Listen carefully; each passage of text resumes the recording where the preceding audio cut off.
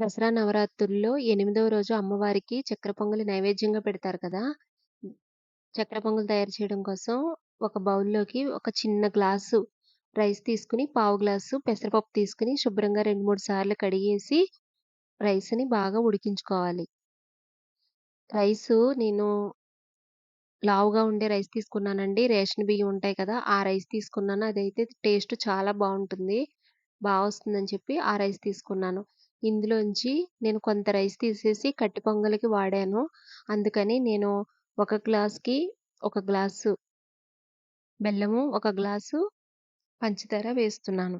మీకు స్వీట్ ఇంకా కావాలనుకుంటే ఇంకొక హాఫ్ గ్లాస్ వరకు మీరు బెల్లాన్ని వేసుకొని చేసుకోవచ్చు. ఇలా బెల్లంలో, పంచదారలో ఈ అన్నమంతా బాగా దగ్గరయ్యి ఉడికేంత వరకు ఉడికించేసుకోండి. ఇప్పుడు 2-3 టేబుల్ స్పూన్ల నెయ్యిని తీసుకొని, నెయ్యంతా బాగా కరిగిన తర్వాత చిన్న చిన్న పీసెస్‌గా కట్ చేసుకున్న ఎండు కొబ్బరిని వేసుకొని వేయించుకోండి. ఇవి కొంచెం వేగిన తర్వాత ఇప్పుడు ఒక 10 వరకు బా జీడిపప్పుల్ని వేసుకొని ఫ్రై చేసుకోండి.